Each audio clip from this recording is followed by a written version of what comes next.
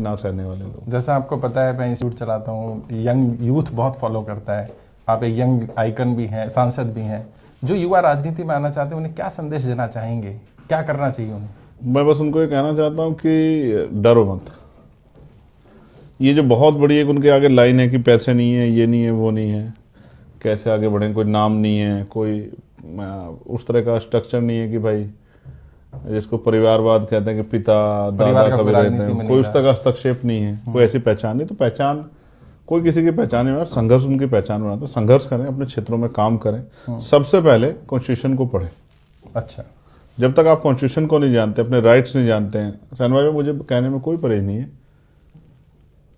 Parliament में debate हो रही थी कॉन्स्टिट्यूशन पे। जी बिल्कुल। अभी और बहुत बड़े बड़े नेताओं को मैंने सुना, हर आदमी आके बोलता हिंदुस्तान हिंदुस्तान हिंदुस्तान, जबकि कॉन्स्टिट्यूशन का जो भाग 1 है उसका, उसमें फर्स्ट चैप्टर जो है उसमें ये लिखा है इंडिया दैट इज भारत।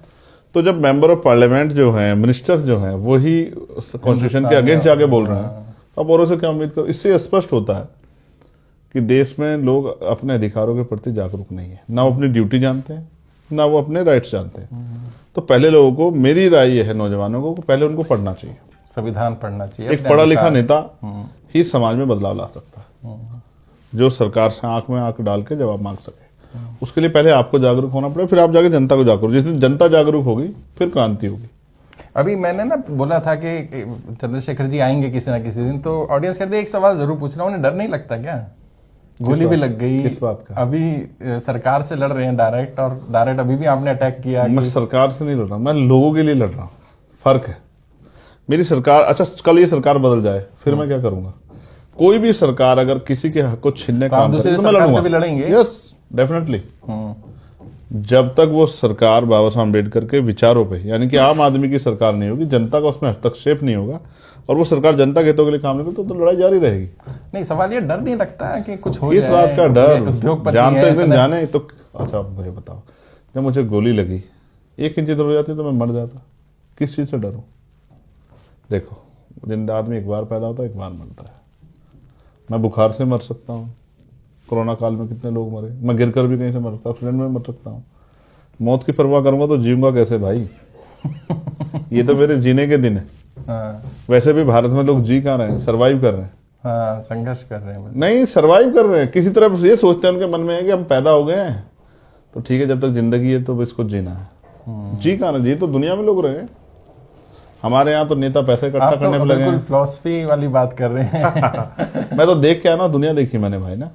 मैं हिस्ट्री का छात्र भी हूँ, एडवोकेट भी हूँ, और गरीबी बेबसी की जिंदगी को जी के आया हूँ, तो मैं समझता हूँ लोगों को। अच्छा, जिनके साथ अन्याय अत्याचार हो रहा है उन्हें क्या कहेंगे, क्या करना चाहिए उनको? क्या उन्हें भी सड़क पे उतर जाना चाहिए, उन्हें लड़ना चाहिए, या सहते रहना चाहिए? मेरी नहीं माननी चाहिए उनको जो इस देश में जिनको महापुरुष कहते हैं उनको पढ़ना चाहिए। मैं लीडर्स को भी कह रहा हूँ, जिनको राजनीति करनी है, जो जिन परिवारों पे विरासत नहीं, जिन लोगों पे विरासत नहीं, उनको बाबा साहब अम्बेडकर को पढ़ना चाहिए, माननीय काशीराम साहब को पढ़ना चाहिए, राष्ट्रपिता ज्योतिबा फूले को पढ़ना चाहिए, उनको एपीजे अब्दुल कलाम साहब को पढ़ना चाहिए, उनको पढ़ना चाहिए हमारे यहाँ पूर्व प्राइम मिनिस्टर वीपी सिंह को, उनको पढ़ना चाहिए बलिया के शेर चंद्रशेखर आजाद जी को, पूर्व प्राइम मिनिस्टर जो है उनको। अगर राजनीति में ईमानदार चाहिए तो चौधरी चरण सिंह जी को पढ़ना चाहिए।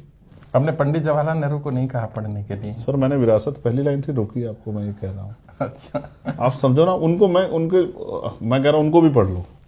मैं ना नहीं कर रहा किसी को, लेकिन जिनको मैंने जिनको पढ़ा और जिनको पढ़ने के बाद मुझे लगता है कि जीवन में बदलाव होता है, मैं गांधी जी के लिए भी कह रहा हूँ, उनको भी पढ़ना चाहिए।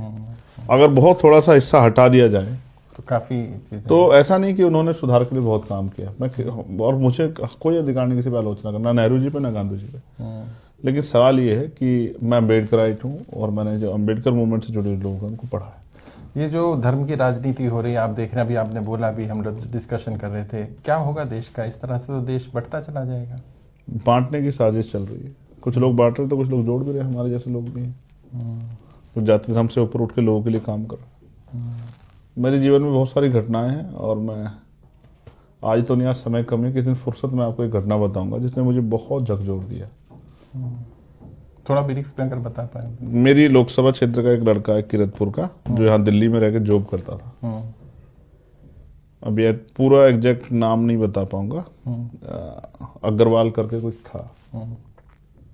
उसकी यहाँ वो बीमार हुआ, बीमार होने के बाद किसी ने इन्फॉर्मेशन की तो पुलिस उसको हॉस्पिटल ले गई, हॉस्पिटल में उसकी जान चली गई। उसके परिवार के लोग 2 दिन रहे यहाँ, मुझे देर से सूचना मिली।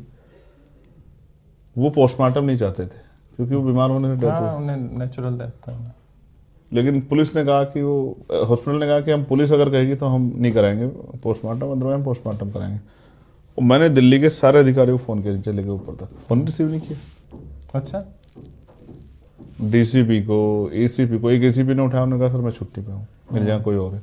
उन एसीपी को किया, डीसीपी को किया, कमिश्नर को किया, सबको किया। मरते रहे, आप क्या फर्क पड़ता है। उनके फादर से मुझे माफी मांगनी पड़ी, सर मैं आपकी कुछ मदद नहीं कर पाया। लेकिन मैं सीरियसली कह रहा हूं, क्या उसके परिवार की मदद होनी चाहिए नहीं थी? बिल्कुल होनी चाहिए, बिल्कुल।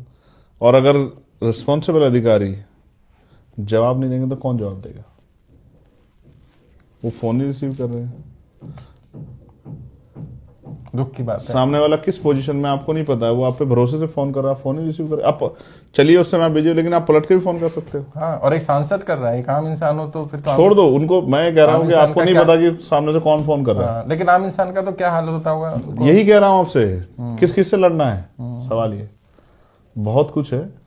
एक लास्ट सवाल, यूथ को क्या कहना चाहेंगे? क्या अगर वो पॉलिटिक्स में आना चाहते हैं, आना चाहिए, नहीं आना चाहिए? आना चाहिए, बदलने के लिए आना चाहिए।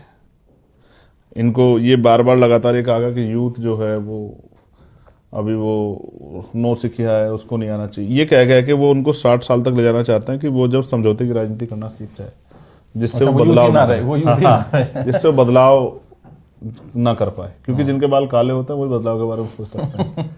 60 साल के बाद तो आदमी सोचता है किस तरह मेरी लाइफ जो बचाव जीवन में कट जाए। मैं एक और आपके उस पर भी कहना चाहता हूं।